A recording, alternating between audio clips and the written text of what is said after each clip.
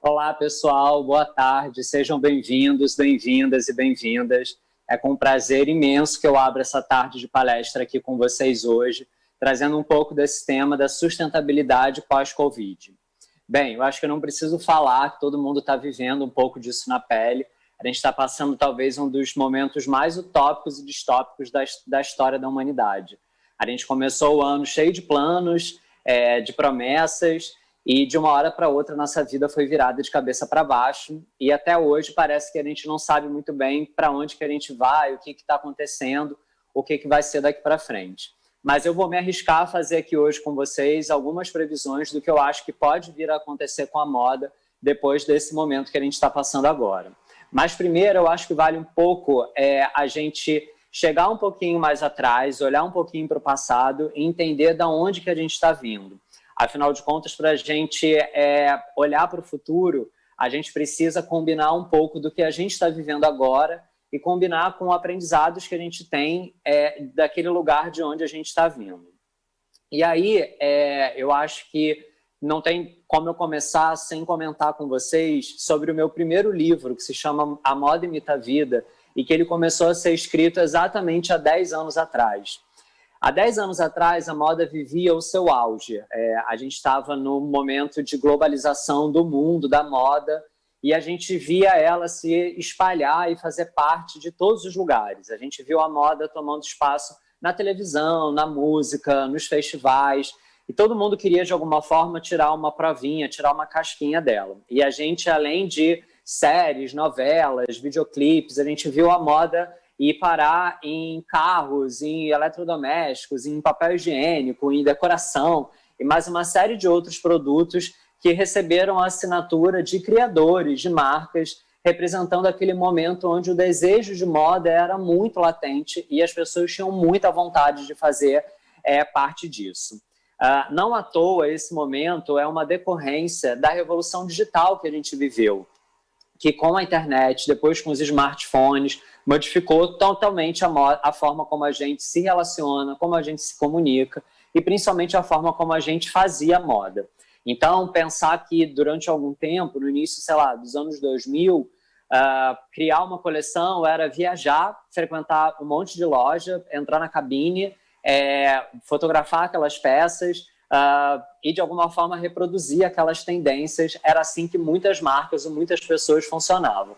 Até que de uma hora para outra a internet veio com a autopublicação, o fenômeno dos blogs, e a gente começou a ver que a forma de criar ela precisava se transformar. Não só porque todo mundo tinha acesso a tudo que estava acontecendo, acesso às mesmas referências, mas também a gente começou a ver através da autopublicação um pouco da inversão da pirâmide de influência, onde em algum momento todas as tendências e as informações de moda, elas vinham de uma única pessoa, né, de um único ponto, e se disseminavam, se espalhavam, e elas começaram a surgir através das pessoas, e das pessoas essas informações virem para as marcas.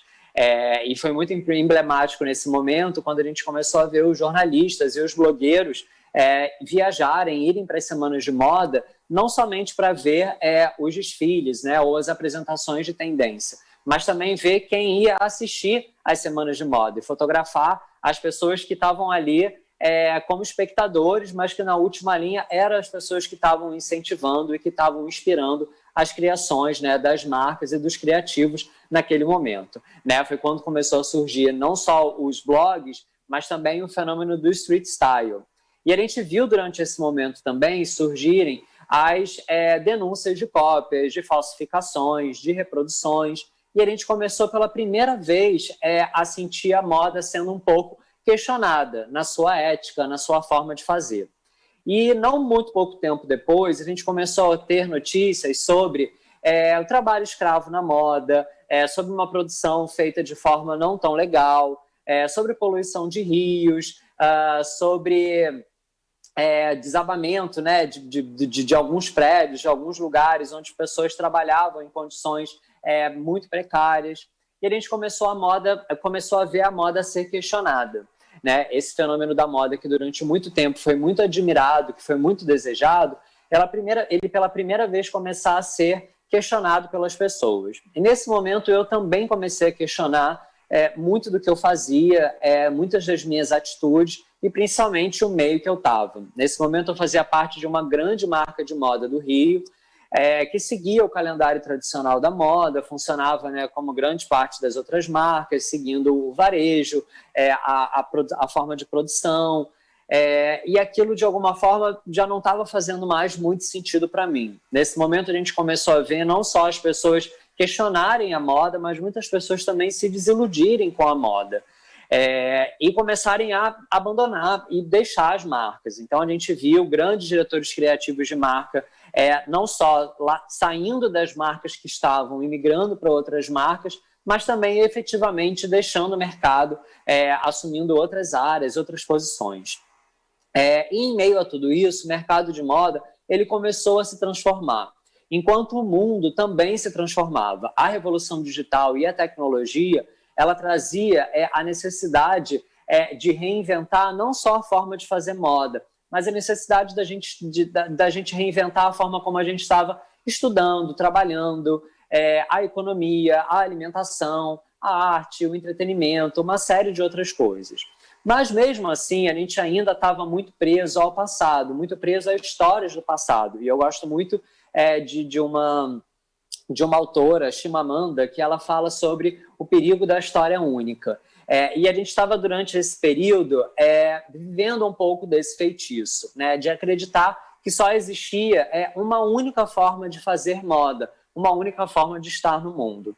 Essa forma ela já perdia o sentido para muita gente, não só as pessoas que faziam parte da moda, como eu falei para vocês aqui agora há pouco, mas também muitas pessoas que consumiam a moda. E a gente começou a ver esse movimento, principalmente de questionamento, surgindo também no público consumidor.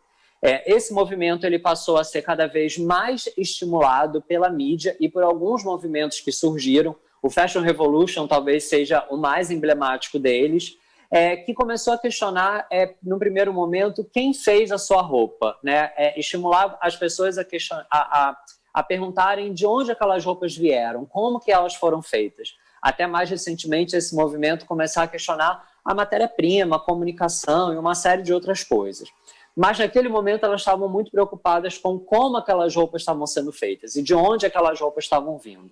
Nesse momento, a gente também não pode deixar de reparar o boom do fast fashion e da democratização da moda.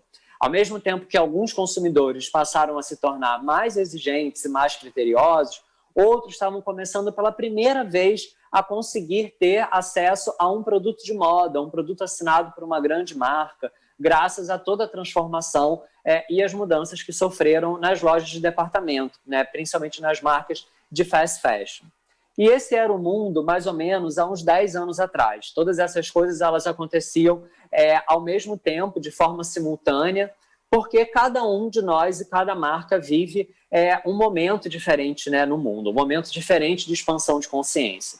E esse meu primeiro livro ele surgiu exatamente nesse momento, quando ter um lifestyle era algo muito desejado pelas marcas, e para esse livro eu entrevistei, conversei com grandes diretores criativos, né, empreendedores, empresários de grandes marcas, para entender um pouco de como eles criaram as suas marcas, né, como que eles chegaram naquele resultado, né, e alcançaram o posto de terem uma das marcas mais desejadas do Brasil. E isso, naquele momento, estava muito relacionado ao lifestyle, ao estilo de vida que aquelas marcas eram capazes de imprimir. Então, as pessoas consumiam ou tinham desejo por aqueles produtos ou por aquelas marcas por conta da vontade de ser ou pertencer a algum determinado grupo. E até mesmo essa lógica ela passou a ser um pouco questionada quando começaram a surgir outras possibilidades, né, de criação de identidade, né, e de comunicação de imagens, de desejo ou de expressão, como, por exemplo, as próprias redes sociais, que a gente vai falar um pouco sobre isso mais um pouco à frente. Mas nesse momento, o mundo começou a dar esse grande nó, né, assim, passar por essa grande confusão. De um lado, né, uma extrema globalização, dando acesso a muita gente, a informação de moda, a produtos, criando um desejo como nunca antes na história da moda. E, de um outro lado, necessidades ambientais, climáticas, e a moda sendo contestada por pessoas que, além do mundo da moda, começaram a entender o que estava acontecendo no mundo. Já naquela época, a gente começou a receber notícias de que a gente estava exaurindo o planeta Terra, de que a gente estava consumindo recursos além da conta, além da capacidade do planeta, do que ele podia oferecer para a gente de forma orgânica.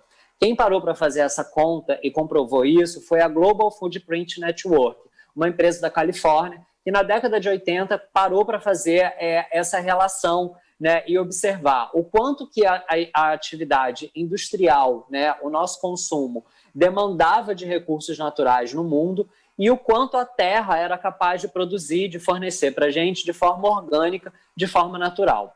Já na década de 80, quando pela primeira vez essa conta foi feita, ali no final do ano, já foi possível verificar que a gente já estava negativo nessa equação. Então, em dezembro daquele ano, a gente já tinha chegado no limite desses recursos, né, que a Terra era capaz de produzir para a gente de forma orgânica, de forma espontânea, antes mesmo que o ano acabasse. Conforme o tempo foi passando, esse limite ele foi chegando cada vez mais cedo. E nessa época, né, uns 10 anos atrás, mais ou menos, foi quando esse limite começou a ganhar passos cada vez mais longos, a acelerar cada vez mais. E a gente começou a ver que, por conta do crescimento da população, do aumento do consumo, a gente estava começando a ver os recursos naturais serem esgotados de uma forma cada vez mais rápida e de uma forma completamente oposta à capacidade da Terra reproduzir e regenerar.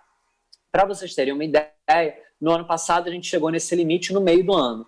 Isso significa que a gente já no ano passado estava precisando de 2 planetas Terra para dar conta de toda a nossa demanda, principalmente de recursos naturais que a gente foi acostumado e que a gente entende que a gente precisa para funcionar hoje.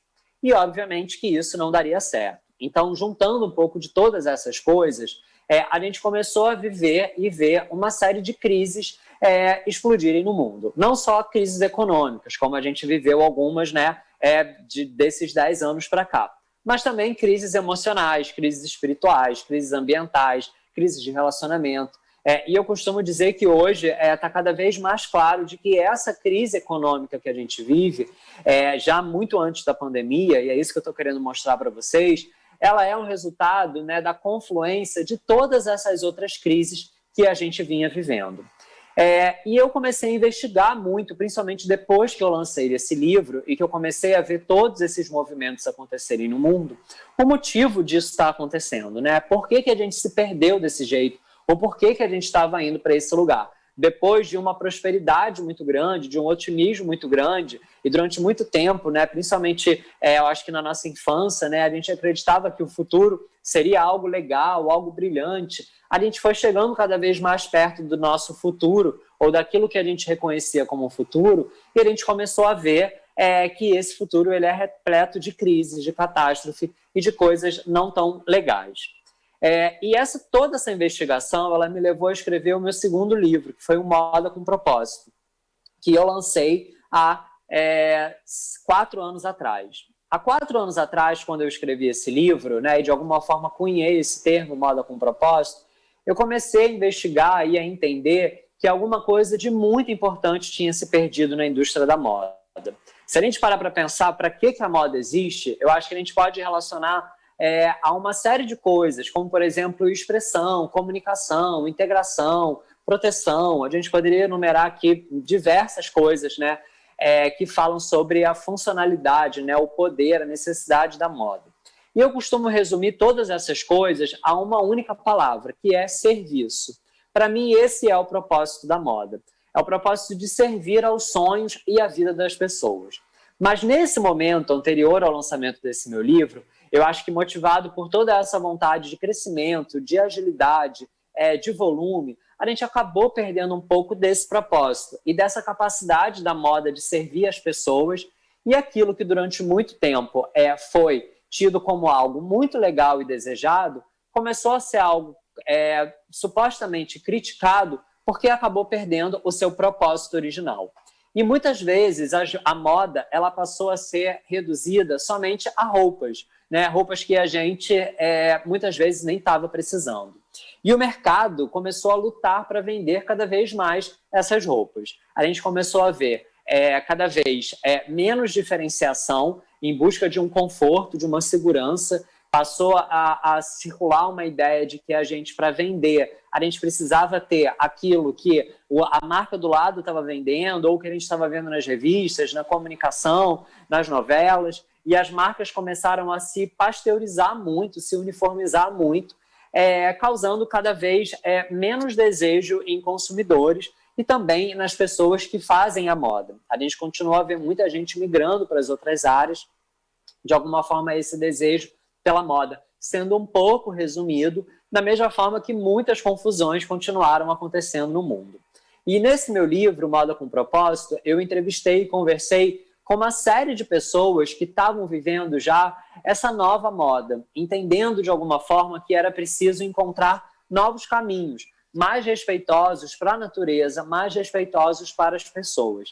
Então, criando novos modelos de negócio, não somente de venda, mas também de aluguel, de assinatura, modelos que otimizavam a produção e essa lógica toda da moda que a gente vivia até então, que é muito louca e que muitas vezes ela tem tudo para dar errado. A gente precisa a todo momento investir muito dinheiro antes, comprar matéria-prima antes, pagar a produção antes e lançar as coleções no escuro sem ter a certeza do quanto que a gente vai vender. E a gente começou a ver algumas pessoas reinventando essa lógica e procurando novas lógicas mais coerentes com aquele momento, principalmente de crise que a gente estava vivendo e já no início de escassez de recursos. Toda essa questão e essa noção dos recursos ambientais começou a motivar também marcas a se construírem ou se reconstruírem baseadas em novos valores. Então, começando a valorizar novos tipos de matéria-prima, como, por exemplo, matérias-primas orgânicas, biodegradáveis, recicladas, a economia circular, o reaproveitamento começou a entrar em pauta e a gente começou a ouvir falar cada vez mais sobre isso e a gente começou a ver e a entender a necessidade de trabalhar e de remunerar e de se relacionar com as pessoas, com os funcionários, com os parceiros, com os fornecedores, também de forma mais ética, de forma mais útil, de forma mais justa. Enquanto a gente via cada vez mais o mercado e os consumidores questionando tudo isso e questionando todas essas transformações. Então, esse meu livro, Moda com Propósito, ele chegou no mercado nesse momento, trazendo justamente essa ideia e tentando apontar um pouco sobre esses caminhos que a gente precisava viver. Até que, nesse momento, eu decidi sair da empresa que eu trabalhava, tentei empreender, tive uma experiência empreendendo que não deu muito certo. Depois eu pensei e tentei trabalhar em outras marcas, passei por outros lugares, trabalhei com consultoria, trabalhei com facilitação, enfim, com aulas, com uma série de coisas. E circulando por todos esses lugares, eu comecei a entender que a moda ela não vai mudar sozinha. Ninguém, ou nenhum profissional, ou nenhuma marca vai ser capaz de transformar sozinha a indústria da moda se o mercado e se as pessoas não se transformarem. Então, a gente não vai conseguir produzir ou vender de um jeito diferente se o nosso modelo econômico, se o nosso modelo capitalista ele não se transformar. A gente não vai conseguir implementar no mercado formas mais justas ou éticas com o meio ambiente de produzir, pensando principalmente em produtos ou marcas veganas, ou marcas orgânicas, baseadas em produtos naturais, em tingimento natural, se as pessoas não passarem a valorizar isso, provavelmente através da mudança da sua própria alimentação. A gente não vai conseguir pensar em construir ou criar novos modelos de negócio, novos modelos econômicos, se a gente não mudar a forma como a gente estuda, como a gente ensina as pessoas na faculdade, como as pessoas aprendem moda. Então, eu comecei a entender e visualizar cada vez mais essas amarras e esses nós sistêmicos que existem no mundo e que muitas vezes impede que a moda se transforme. Hoje, quando a gente olha para trás, e eu passei por isso várias vezes, meio de me sentir culpado, ou de questionar, ou de me arrepender de muitas coisas que eu fiz, hoje eu consigo entender que a gente fazia as coisas do jeito que a gente fazia, de acordo com o entendimento, com o conhecimento que a gente tinha naquele momento. A gente funcionava, a gente dançava, muitas vezes conforme a música, conforme o mercado, conforme a única história que a gente conhecia, ou que a gente acreditava que fosse válida, né, ou que fosse possível. E conforme eu passei a questionar tudo isso e conversar com mais pessoas, entrevistar mais marcas, conhecer mais gente, né, que estava fazendo transformações no mercado, e aí não só mais no mercado de moda, eu comecei a ver e a entender que a gente estava vivendo um modelo e a gente estava vivendo um mundo que já estava falido, né, na sua essência. Que é aquele mundo que a gente conheceu quando a gente nasceu, não só quando a gente começou a fazer moda, mas aquele mundo da nossa infância, onde, por exemplo, um telefone servia para a gente telefonar e falar com alguma pessoa. Depois dessa revolução digital, esse mundo ele perdeu completamente sentido. E eu costumo brincar sempre nas minhas palestras que antes, para a gente ter uma marca, a gente precisava ter uma loja, uma coleção, um ponto de venda, a gente precisava ter uma série de coisas, e hoje basta a gente ter um celular, um telefone, criar uma conta no Instagram, criar um perfil, ou ser um influenciador, um comunicador, e criar uma marca a partir disso. Então esse era o movimento que a gente estava passando no mundo, onde muitas coisas precisavam se ressignificar, precisavam se transformar. E nessa onda eu comecei a investigar, mergulhar e lançar o meu terceiro livro, que foi o Viva o Fim. Esse livro ele falava sobre a importância da gente entender todas essas transformações, principalmente as necessidades de transformação, não só as transformações que a gente já estava vivendo, e a partir desse entendimento criar e reprogramar a indústria da moda e o mundo à nossa volta para que novos modelos pudessem surgir, novos modelos pudessem prosperar. Esse livro ele se chama Viva o Fim, porque eu entendi que a nossa vida, as nossas marcas, os modelos, eles são sempre cíclicos, né? E que a gente só consegue iniciar um novo ciclo quando a gente aceita e entende o fim daquele ciclo, né, que a gente estava vivendo, aquele ciclo que passou.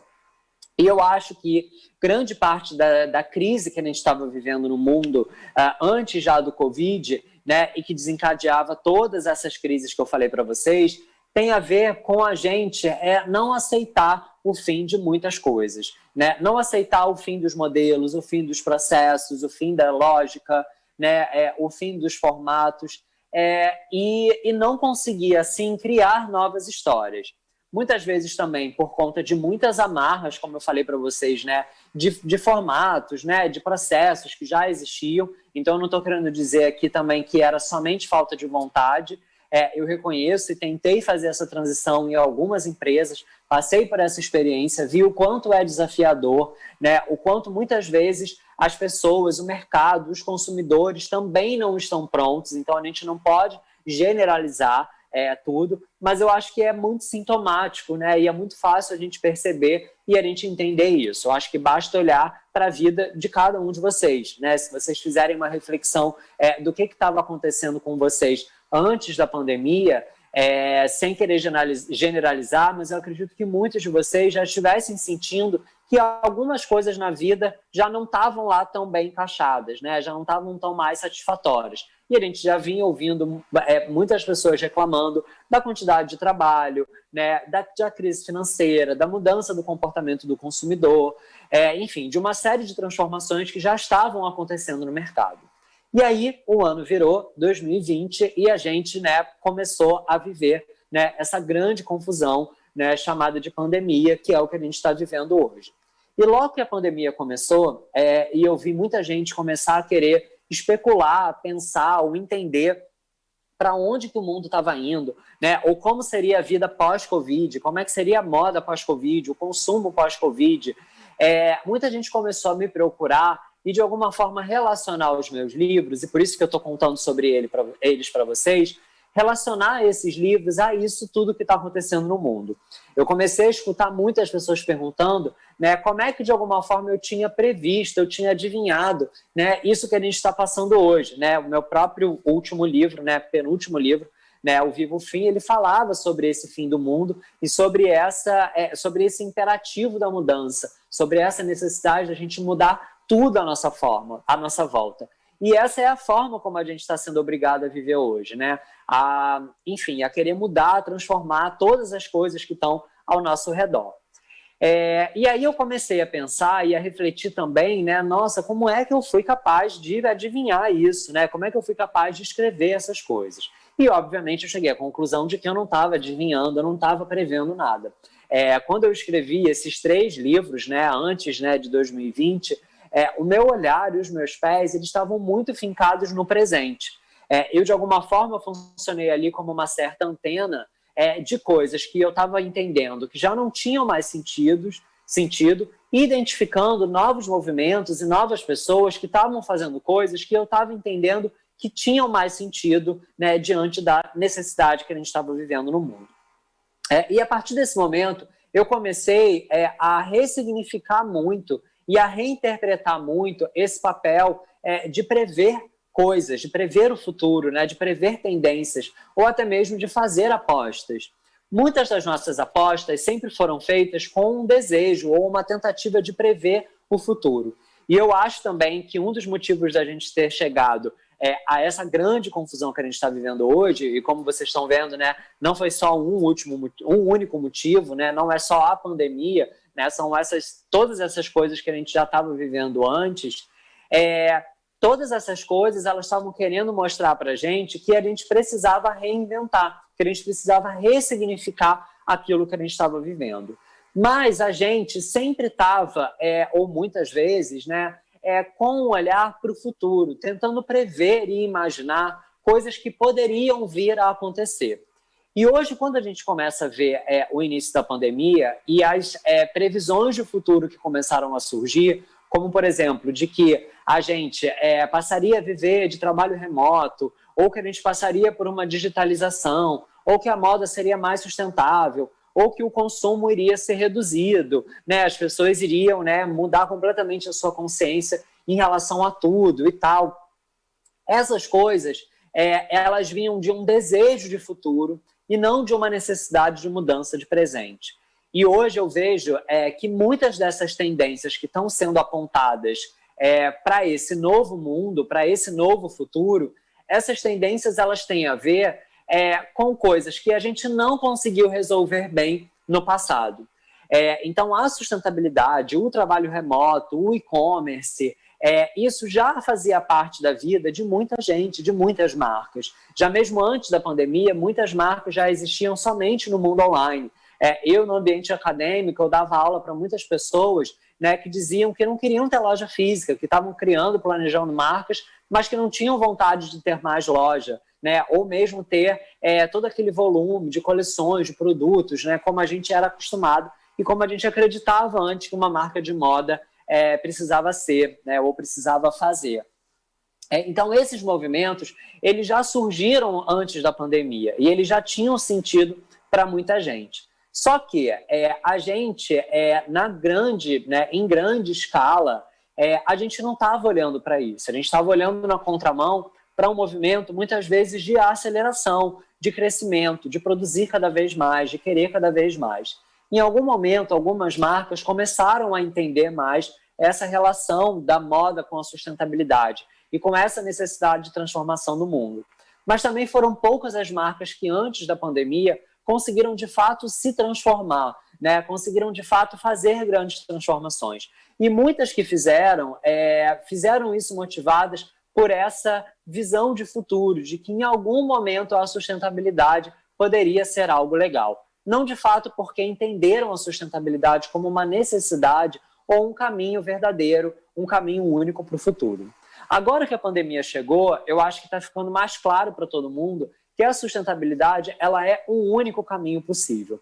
Principalmente se a gente começa a entender a sustentabilidade de uma forma mais ampla, como aquilo que se sustenta no futuro. Se a gente parar para pensar nos nossos negócios e a forma como a gente vinha fazendo eles antes, é muito fácil da gente acreditar que eles não iriam se sustentar durante muito tempo, diante de todas as transformações que a gente está vivendo no mundo. Então, pensar numa moda pós-pandemia ou no mundo pós-pandemia é a gente pensar num mundo que é capaz de se sustentar a longo prazo. E o que a gente estava vivendo, o que a gente estava vendo, já não era capaz de se sustentar. E aí eu trouxe para vocês aqui o exemplo, né, do cheque especial, ou dessa conta, né, que foi feita pela Global Footprint Network, mas também eu acho que a gente pode olhar para os nossos caixas, né, para as nossas contas bancárias, para a nossa conta pessoal, e a gente entender que a conta no mundo ela estava fechando para muitas poucas pessoas, né? para poucos empresários, para poucas marcas, para poucos negócios, né? Também além, né, da indústria da moda. E que a gente precisa encontrar um novo caminho de equalizar, né, de equilibrar tudo isso. E para mim a sustentabilidade, mais até do que um produto, mais do que um tripé, mais do que uma lógica, ela tem a ver com essa mudança de pensamento, essa mudança global e estrutural do mundo, que tem a ver com a gente olhar para o planeta e tem a ver com a gente olhar para as pessoas de forma mais responsável, de forma mais coerente, de forma mais ética, de forma mais respeitosa, entendendo que o nosso limite, que o nosso crescimento tem limite nessas duas barreiras, na barreira ambiental, na barreira de recursos e na barreira de pessoas. Eu costumo dizer que uma marca para prosperar, uma marca para dar certo, ela precisa que também haja sucesso com o planeta e com as pessoas. Porque tudo que a gente produz vem da natureza, a gente veste planta, bicho, petróleo, animal, né? E tudo que a gente faz, de alguma forma, volta para a natureza. E é feito por pessoas e é feito para pessoas. Mas a gente pensa muito pouco nisso ao longo do nosso processo. O nosso olhar, muitas vezes, está muito centrado somente em outras marcas ou tendências que são feitas por terceiros, por reportes, por relatórios. E a gente olha muito pouco para as necessidades do nosso público consumidor, do nicho que de fato a gente quer atingir, né? A gente olha muito pouco para a necessidade das pessoas que trabalham com a gente, trabalham para a gente. E a gente olha muito pouco para as necessidades do planeta. Só que mesmo antes da pandemia, se isso não tivesse acontecido, todo esse crescimento ecológico, ele teria, né, um limite ecológico, né, uma barreira nessa questão dos recursos e nessa questão das pessoas. Então, a pandemia, na verdade, ela traz para a gente um momento de revisão, de readequação disso tudo que a gente estava vivendo. E o entendimento do que a gente pode reajustar, recalibrar ou reprogramar naquilo que a gente estava fazendo para que possa ter mais sentido e que possa ser mais sustentável ao longo prazo, não somente em termos de recursos naturais, como em termos de recursos humanos, né? Em termos de pessoas. E essa é um pouco da minha visão da sustentabilidade pós-Covid. E, na verdade, não é uma previsão ou não é uma tendência, mais uma vez, é uma observação e uma previsão de urgência para o presente, para esse mundo que a gente está vivendo agora, com o entendimento de que ele precisa ter mais sentido ou que ele precisa ser mais lógico. Por um lado, né, quando eu falo tudo isso, também se vocês estão pensando aí na vida de vocês, pode parecer um contrassenso, pode parecer que não, diferente disso que o André está falando, né, a pandemia ela vai na contramão da sustentabilidade, né, e nesse momento a gente precisa preservar a nossa vida, a gente precisa preservar os nossos negócios, a gente precisa preservar as pessoas, a gente precisa preservar a economia. Mas eu acho que também ao longo desses primeiros meses de pandemia, a gente entendeu que uma coisa não pode se desvincular da outra, né? Se as pessoas morrem, se as pessoas estão doentes, não tem negócio, né? Não tem gente para comprar, não tem gente para produzir, né? Se somente poucas pessoas continuam produzindo, enriquecendo, a gente não consegue ter um mercado consumidor, né, pulsante, um mercado consumidor forte, né? Porque, sei lá, 4, 5 pessoas não dão conta de absorver tudo que é produzido no mundo.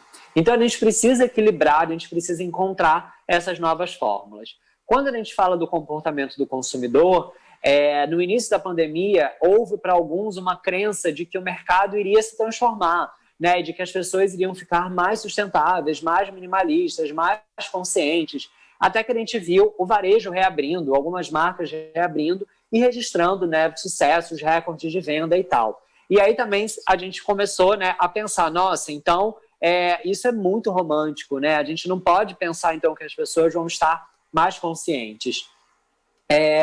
Mas não, a gente precisa pensar que não existe todo mundo, né? Que existem vários públicos diferentes. Existem pessoas que estão sim consumindo menos porque perderam emprego, né? Porque perderam recursos financeiros. Tem pessoas que estão consumindo menos porque estão entendendo mais tudo isso que está acontecendo e estão revendo as suas prioridades, as suas necessidades. E estão pessoas que estão consumindo menos porque estão estão reduzindo as demandas no mercado, né? O mercado também está se transformando. Então, a gente precisa entender que não vai haver somente um único comportamento de consumo, né, um único comportamento do consumidor daqui para frente. De acordo com o perfil da sua marca, de acordo com o perfil do seu público, o comportamento daquele consumidor ele vai ser diferente. Se a sua marca é de luxo e o seu público está enriquecendo na pandemia, não vai ter crise para você. Mas se a sua marca ela engloba pessoas que de alguma forma estão passando por essa crise, né, estão sendo impactadas por toda essa crise financeira que a gente está vivendo, você vai precisar rever os seus modelos, você vai precisar rever os seus negócios. Então, resumindo, já aqui caminhando para uma conclusão, é muito importante a gente entender que, para a gente pensar no mundo pós-pandemia, a gente precisa pensar no mundo com pandemia. A gente precisa entender como está a nossa vida agora.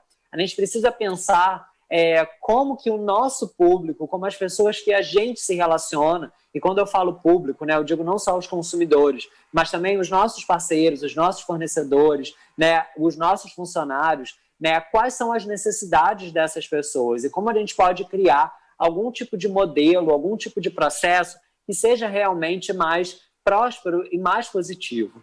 A gente precisa entender como é que a gente vai resolver essa equação da matéria-prima, né, desses recursos financeiros e agora desses recursos ambientais. E agora também durante a pandemia a gente viu um pouco disso, né, com as marcas parando de com as tecelagens, as fábricas, né, parando de produzir, seja matéria-prima, seja produtos finais.